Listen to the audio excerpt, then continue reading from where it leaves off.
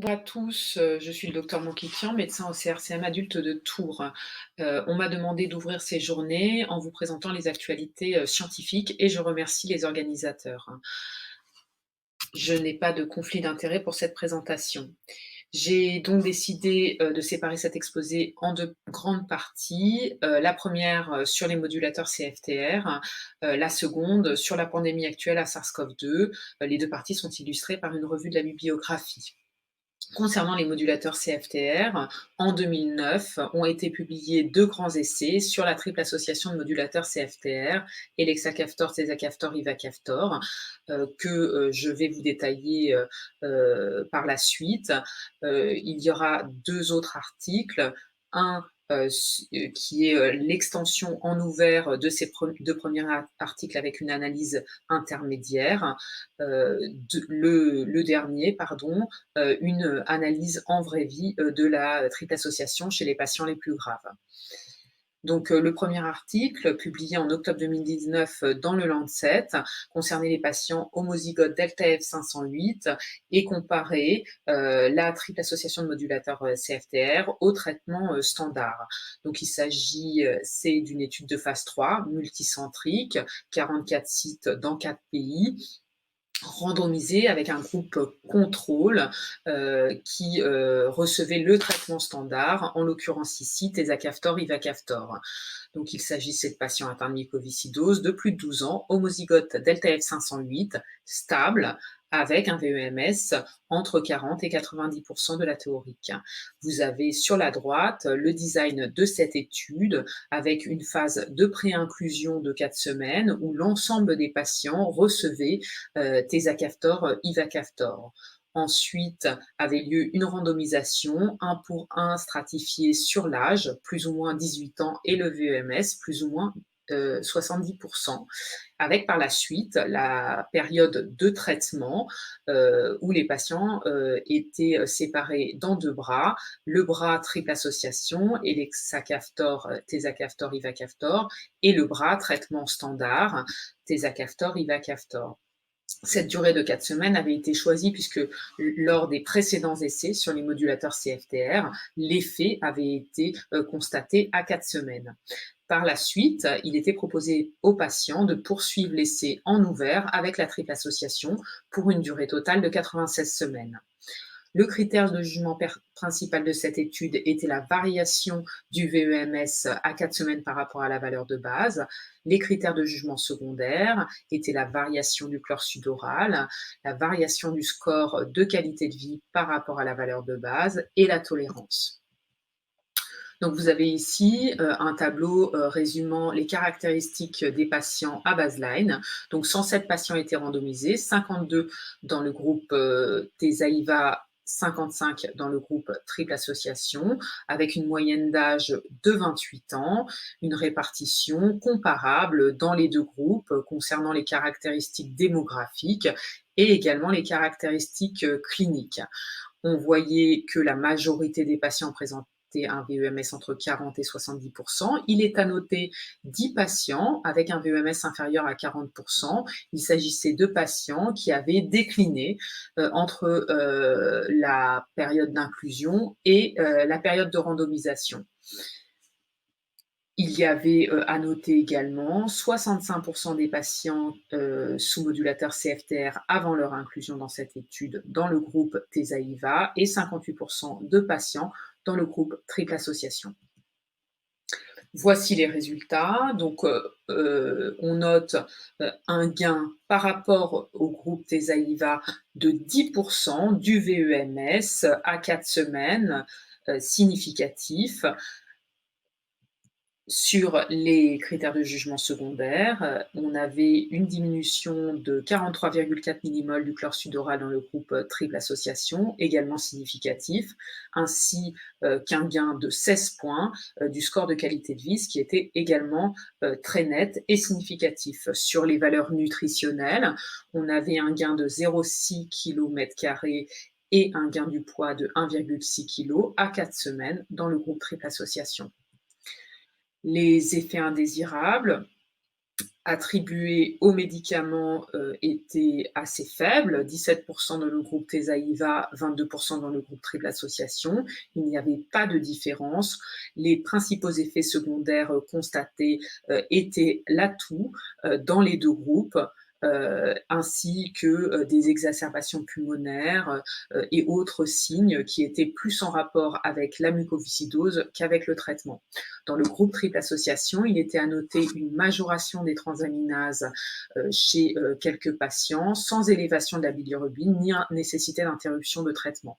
Il était à noter également un serious adverse event dans le groupe triple association à type de rage cutanée.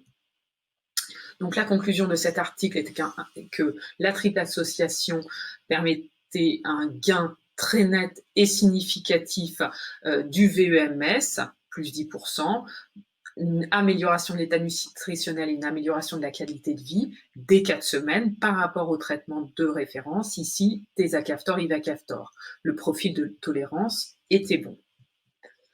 Le second article, paru en novembre 2019 dans le New England Journal of Medicine, comparait la triple association versus placebo chez des patients hétérozygotes avec une mutation delta F508 et une mutation à fonction minimale. La triple association était ici comparée au placebo puisque nous n'avons pas de traitement modulateur CFTR de référence pour cette population. Il s'agissait d'un essai de phase 3, multicentrique, cette fois-ci 115 sites, 13 pays. Les patients étaient âgés également de plus de 12 ans, donc hétérozygote comme on l'a dit, delta F508 plus fonction minimale, stable, avec un VEMS entre 40 et 90%. Le schéma de l'étude sur votre droite, donc il y avait une période de screening de 28 jours, puis une randomisation 1 pour 1 stratifiée sur l'âge, sur le VEMS et sur le sexe. Par la suite, les patients étaient en période de traitement dans deux groupes, le groupe triple association et le groupe placebo, pour 24 semaines cette fois-ci, avec un premier point à 4 semaines. Enfin, à l'issue de cette période de traitement, on proposait également aux patients de poursuivre sur un essai en ouvert avec la triple association sur une période de 96 semaines.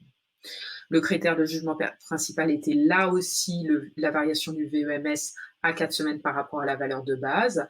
Les critères de jugement secondaire étaient à 4 semaines le chlore sudoral, le questionnaire de qualité de vie, la tolérance, à 24 semaines, le VEMS, le chlore sudoral, la qualité de vie, les exacerbations et des critères nutritionnels. Vous avez ici les caractéristiques à baseline résumées dans ce tableau avec des groupes qui étaient comparables sur des caractéristiques démographiques, un âge médian cette fois-ci à 26 ans, et sur les caractéristiques cliniques, à noter également ici des patients avec un VEMS à moins de 40% pour les mêmes raisons, avec un déclin sur la phase pré-randomisation de ces patients.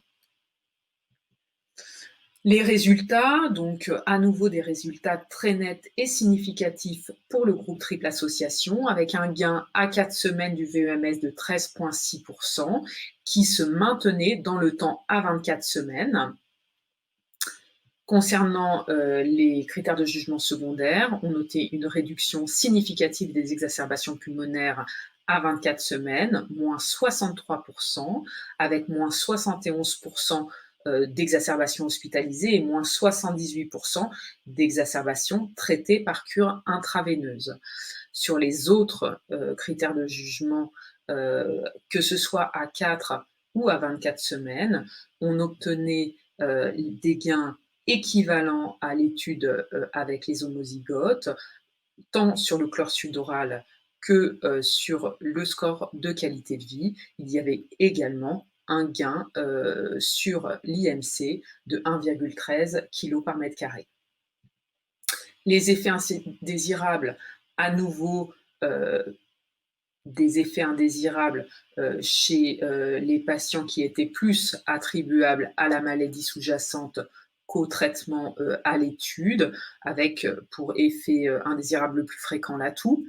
À noter 2 arrêts dans le groupe triple association, un pour rage cutanée et un pour poussée d'hypertension portale sur une cirrhose préexistante, et des effets secondaires également rapportés dans le groupe triple association, la majoration des transaminases à nouveau, une majoration des CPK asymptomatiques associées à l'effort, des rash cutanées et une majoration également de la tension artérielle à minima, qui était attribué par les auteurs à un gain nutritionnel et une diminution de la perte de sel chez ces patients. En conclusion, à nouveau un bénéfice net significatif par rapport au placebo chez les hétérozygotes, delta F508 fonction minimale, dès 4 semaines qui se maintient à 24 semaines, avec plus 13,6% du VMS en moyenne, une amélioration de l'état nutritionnel et de la qualité de vie.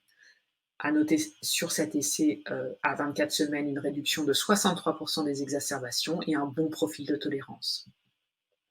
Ce troisième article, paru dans la JRCCM en septembre, est une première analyse à 24 semaines chez les hétérozygotes et à 36 semaines chez les homozygotes en ouvert sous triple association, et c'est l'extension de ces 2 essais que nous venons de détailler. L'objectif principal est la tolérance. Les objectifs secondaires jugent l'efficacité avec les différents paramètres que nous avions dans les précédentes études, à savoir VEMS, chlore sudorale, qualité de vie, IMC et exacerbation pulmonaire. 506 patients ont été inclus. La totalité des patients de l'étude chez les homozygotes, soit 107 patients, et 399 sur les 403 de la seconde étude. La tolérance était bonne, avec des effets indésirables à nouveau attribués plus à la maladie qu'au traitement à l'étude. Il est à noter, chez 7% des patients, une majoration des transaminases, à nouveau, 7 arrêts du traitement, soit 1,4%, dont 4 pour une majoration des transaminases. Les résultats sur les objectifs secondaires, un gain pour les hétérozygotes à 24 semaines de 14,3% dans le groupe qui était initialement avec la triple association et de 14,9% dans le groupe qui était initialement sous placebo, avec un taux d'exacerbation de 0,3 par 48 semaines. Chez les homozygotes, le gain du VEMS à 36 semaines était de 11,9% dans le groupe triple association initial, de l'essai initial, et il était de 12,8% dans le groupe qui était dans l'essai initial sous Tesaïva, avec un taux d'exacerbation également à 0,3 par 48 semaines. Les objectifs secondaires ont noté un gain comparable aux essais pivots et maintenu dans le temps. La conclusion de cette étude était donc une bonne tolérance avec, pour les patients des groupes contrôlés placebo, des résultats similaires aux études pivots après l'introduction de la triple association, et pour les autres, un maintien de l'efficacité à long terme de la triple association. Cette dernière étude concernant la triple association, c'est une étude de vraie vie, monocentrique, irlandaise. Il s'agit du centre de référence à Dublin.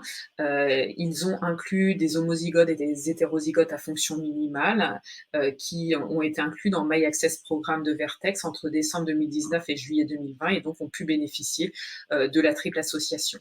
Ils ont recueilli le chlore sudoral, le VEMS, l'IMC, les exacerbations pulmonaires et les comorbidités chez ces patients. Donc les résultats, concernant les caractéristiques, ils ont inclus 14 patients, 8 homozygotes, 6 hétérozygotes, avec un âge médian de 34,4 ans. Le suivi moyen était de 4,9 mois. 64% de diabète, 43% d'hépatopathie et la totalité des patients insuffisants pancréatiques. J'ai résumé donc les principaux résultats dans ce tableau. Donc à baseline, on avait un VMS à 27%, donc nettement plus bas que dans les études pivot, un IMC à 21, un chlore sudoral à 105 et des exacerbations hospitalisées avec un taux de 0,28 par mois. après instauration de la triple association, avec un suivi médian de 26 jours, on avait un gain de 9 du VEMS. À 61 jours de suivi médian, un gain de 1,4 km² de l'IMC. Une réduction de 51 millimoles par litre du chlore sudoral à 64 jours et un taux d'exacerbation hospitalisé à 4,9 mois de 0,04. À nouveau, une amélioration significative avec un bénéfice net sur le VEMS, mais moins important par rapport aux études de phase 3, probablement liées à la gravité initiale des patients. Je rappelle que le VEMS moyen était à 27,3%. Cette étude a été confirmée par un abstract publié à l'ERJ sur 13 patients avec un VEMS moyen à 28,6%. Le gain moyen était de 3,8% à un mois, soit moins important que dans les études de phase 3 publiées en 2019. La tolérance de la triple association dans cet essai était bonne. Les limites sont le caractère monocentrique de cet essai, l'effectif faible, le follow-up variable sur les différents paramètres, et aussi les auteurs abordaient la question de la saisonnalité et de la pandémie à SARS-CoV-2 avec le confinement qui avait peut-être réduit chez ces patients le nombre d'exacerbations. Ma conclusion sur les modulateurs CFTR et là en l'occurrence la triple association. Donc depuis l'Ivacaftor en 2011, les différentes publications sur les modulateurs CFTR n'avaient pas montré de bénéfices aussi nets que la triple association. Cela va très certainement changer le pronostic de nos patients homozygotes et hétérozygotes à fonction minimale, avec un bénéfice dès 4 semaines qui est maintenu à moyen terme, même chez les patients avec un VEMS bas, inférieur à 30%, même si ce gain est moins marqué. Une étude canadienne, une étude qui a fait une simulation de l'impact de la triple association à 10 ans sur le registre canadien, montrait qu'une obtention précoce en 2021 de cette triple association avait un bénéfice certain en termes de santé publique par rapport à une obtention différée en 2025. En cas d'obtention en 2021, on avait un gain de 9,2 années de survie à 10 ans, moins 146 transplantés et moins 15% de décès. Donc il est fondamental pour nos patients que nous puissions obtenir cette triple association le plus rapidement possible. Et je pense que cette bibliographie a fait la preuve de cela. En deuxième partie, je voulais aborder ce qui nous rassemble dans ces conditions si particulières, c'est la pandémie à SARS-CoV-2 à travers 3 publications. La première, c'est une publication qui a été très précoce lors de la première vague. Il s'agit d'une collection de données internationales. 8 pays ont participé, dont la France. Il s'agissait de patients atteints de mucoviscidose et de patients transplantés. Seuls les patients avec une PCR positive étaient retenus pour cette étude. Étaient exclus les patients qui présentaient un scanner typique, mais une PCR négative. Le recueil a eu lieu entre le 1er février et le 13 avril 2020. Vous avez ici résumé les caractéristiques de ces patients. Un âge médian de 33 ans sur l'ensemble des patients, des 33 patients, des 40 patients inclus. Chez les transplantés, l'âge médian était plus élevé à 40 ans. Le VEMS médian était à 70%, l'IMC médian à 22%. Il était à noter 50% de patients colonisés à PIO, 38% de patients diabétiques, 35% de patients sous modulateur CFTR. On avait assez peu de représentation des VEMS les plus faibles et le gros des patients se situait entre 40 et à plus de 70% de VEMS avec une répartition équivalente dans ces deux sous-groupes. Les patients étaient symptomatiques pour 78% d'entre eux et lorsqu'on se concentrait sur les patients transplantés, 91% étaient symptomatiques avec comme principal symptôme la fièvre. Donc vous avez ici les différents conditions et conséquences de l'infection à SARS-CoV-2 avec 10% de patients hospitalisés en soins intensifs, dont 3 transplantés sur les 4 patients hospitalisés en soins intensifs. 33% des patients nécessitant de l'oxygène. Quand on focus sur les transplantés, c'est 55% des patients. Un patient transplanté nécessitant une ventilation invasive. Heureusement, nous n'avons à déplorer dans cette étude aucun décès. Donc sur cette étude précoce, les données sont plutôt rassurantes, plus rassurantes qu'attendues chez les patients atteints de mucoviscidose non transplantée. Il n'y avait pas de décès, pas de ventilation invasive, un seul patient hospitalisé en soins intensifs. Ça n'en était pas de même pour les patients transplantés, même si l'effectif était faible. L'incidence de trazéa viril était de 0,07% contre 0,15% dans la population générale, ce qui laissait à penser que nos patients étaient probablement protégés par des mesures de confinement plus précoces et un respect plus important des gestes barrières. Les limites étaient le faible nombre de patients, la phase précoce, les stades différents épidémiques dans les pays, le fait de ne pas prendre en compte les scanners évocateurs et bien sûr des protocoles de test qui différaient. Le second article concerne les patients transplantés, que ce soit pour mucoviscidose ou pour les autres étiologies. Il a été publié très récemment dans Transplantation. Il s'agit d'une cohorte rétrospective multicentrique française qui a étudié donc les infections à SARS-CoV-2 chez les patients transplantés entre le 1er mars et le 19 mai 2020. Tout adulte transplanté était inclus, avec une PCR positive ou une clinique et un scanner évocateur, même si la PCR était négative. 35 patients donc inclus dans cette étude, 11 mucos, soit 31% des patients. 85,7% d'entre eux avaient une PCR positive.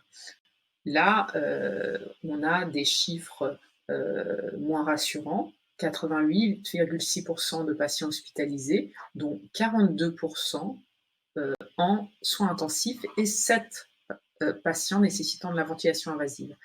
Plus de 50% avaient une forme scanographique modérée à sévère. La mortalité était de 14,3% et montée à 30,7% en soins intensifs. Si on focus sur nos patients, donc 11 patients atteints de mucoviscidose, on avait 39% de patients hospitalisés, seuls 2 patients en soins intensifs, aucun décès. En analyse univariée, seul le surpoids était associé au décès, pas d'autres facteurs de risque associés au décès ou à l'admission en soins intensifs mis en évidence dans cette étude. Enfin, je remercie le Dr Corvol pour ces résultats de Mucovid qu'elle m'a fourni juste avant de soumettre ce diaporama à la plateforme et que je vais pouvoir donc vous exposer. Donc, il s'agit d'une étude nationale des patients atteints de SARS-CoV-2, qui sera complétée au décours d'une étude observationnelle 4 mois à partir de la cohorte des patients suivis dans les CRCM. 47 CRCM ont participé. L'objectif principal, c'est de décrire l'expression clinique du Covid-19 chez les patients atteints de mucoviscidose. Cette étude incluait les patients infectés, confirmés et fortement suspects. Premières inclusions initialement prévues entre mars et juillet, et il y a actuellement une extension avec un recueil de données dans Mucoregistre. Donc, 31 patients ont été inclus, dont 12 transplantés. L'âge médian des 31 patients était à 31 ans, et vous pouvez constater que 45% des patients avaient plus de 30 ans, et il y avait assez peu d'enfants. Donc, il y avait 12 transplantés, dont l'âge médian était plus élevé, significativement plus élevé par rapport aux non-transplantés, de 39 ans versus 27 ans pour les non-transplantés. 65% des patients avaient un VMS à plus de 70%, il y avait 61% de diabétiques, 42% de colonisés à Pio et 90% des patients avaient une insuffisance pancréatique. 10% de forme asymptomatique, le symptôme le plus fréquent était la fièvre, 78,6%, et la fatigue, 50%.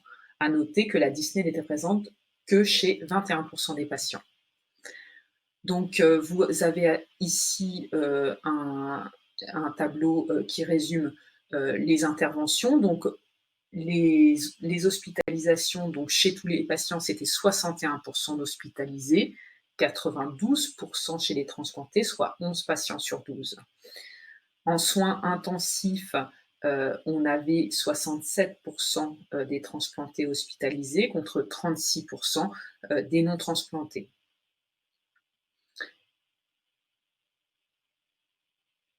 Pardon, c'était les patients, je me suis trompée, c'était les patients qui n'étaient pas hospitalisés justement en soins intensifs. En soins intensifs, excusez-moi, seuls 4 patients étaient hospitalisés, dont 3 transplantés. La durée moyenne d'hospitalisation était de 10 jours. 23% des patients nécessitaient une oxygénothérapie, 50% chez les transplantés. Nous avions 2 SDRA, les 2 patients étaient des transplantés pulmonaires, un a été traité par de l'Optiflow et un a été sous ventilation invasive pendant 9 jours. Il n'y a pas eu de pause d'ECMO. La conclusion, une faible incidence par rapport à la population générale, de 0,41% dans cette étude en juillet 2020, aucun décès à déplorer, une bonne évolution à court terme chez tous les patients et un plutôt bon pronostic chez les patients atteints de mucoviscidose non transplantée. Attention, les transplantés étaient à risque de complications beaucoup plus importantes. Donc en conclusion générale sur mucoviscidose et Covid-19, peu de publications, peu de patients puisque les patients probablement ont été confinés beaucoup plus tôt et sont plus éduqués sur les gestes barrières. C'est confirmé par cette étude belge qui confirmait une faible séroprévalence chez les patients atteints de mucoviscidose. Sur la même période, cette séroprévalence était à 2,7% contre 4,3% dans la population générale. Les données actuelles semblent favorables chez les patients atteints de mucoviscidose non transplantée, mais attention, les effectifs sont faibles. L'impact psychologique chez l'ensemble de nos patients est très important, comme le confirme cette étude belge et comme nous l'avons vu lors de la première vague et maintenant lors de la seconde vague. Chez les transplantés, peu de données dans la mucoviscidose, mais des formes qui semblent sévères avec une mortalité élevée. Voilà, je vous remercie pour votre attention. Comme nous l'avons vu au travers de ces 2 actualités, le ciel semble assez nuageux à l'heure actuelle avec la pandémie.